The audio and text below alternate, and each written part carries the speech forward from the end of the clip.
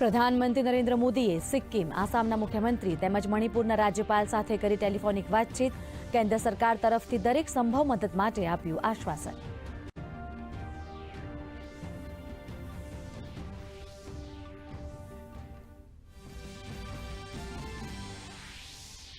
પૂર્વોત્તર રાજ્યોમાં યુદ્ધ સ્તર પર ચાલી રહ્યું છે રાહત અને બચાવ કાર્ય. ઉત્તરી સિક્કિમમાં એનડીઆરએફની ટીમ તૈનાત, તો આસામના પૂરના કારણે 5 લાખથી વધુ લોકો પ્રભાવિત.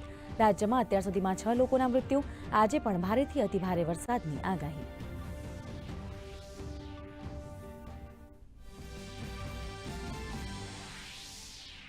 વેસ્ટર્ન ડિસ્ટર્બન્સ સક્રિય થતા આજે બનાસકાંઠા, સાબરકાંઠા, ખેડા, પંચમહાલ, દાહોદ અને મહીસાગરમાં ગાજવીજ સાથે વરસાદની આગાહી.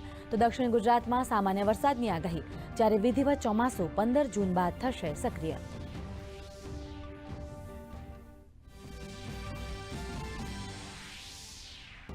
જમ્મુ કાશ્મીરના ઉપરાજ્યપાલ મનોજ સિન્હાએ 3 સરકારી કર્મચારીઓને કર્યા બરતરફ.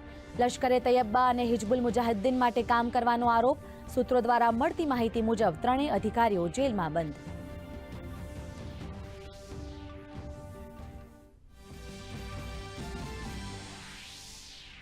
ઓપરેશન સિંદૂર આઉટરીચ સફળ. સર્વદળીય પ્રતિનિધિમંડળોનું સ્વદેશ આગમન શરૂ. દરેક પ્રતિનિધિમંડળોને એક જ સૂર, આતંકવાદનું કેન્દ્ર છે પાકિસ્તાન.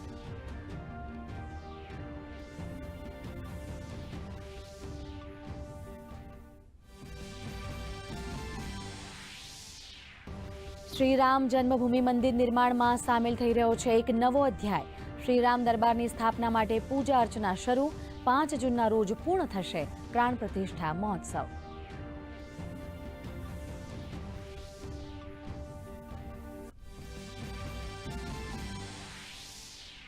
આજે વિશ્વ સાયકલ દિવસ. મેદસ્વીતા મુક્ત ગુજરાત અભિયાનમાં સાયકલિંગની મહત્વપૂર્ણ ભૂમિકા. તો કેન્દ્ર શાસિત પ્રદેશ દીવ અને ધાંગધ્રામાં યુવા બ્રિગેડો દ્વારા વિશ્વ સાયકલ દિવસની અનોખી ઉજવણી.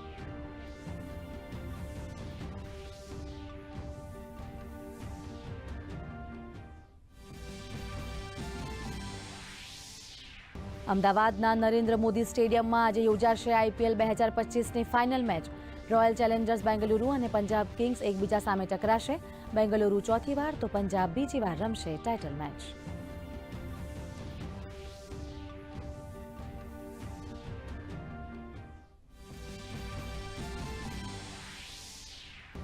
અને વધારા સાથે શરૂઆત બાદ માર્કેટ ફરી તૂટ્યું. સેન્સેક્સ 307.8ના ઘટીને 81,681 પર, તો નિફ્ટી 200 પોઈન્ટના ઘટાડા સાથે 24,670 પર પહોંચ્યો. કેમિકલ અને ફર્ટિલાઇઝરના શેરમાં વધારો, તો આઈટી, એફએમસીજી અને કેપિટલ ગુડ્સના શેરમાં નબળાઈ.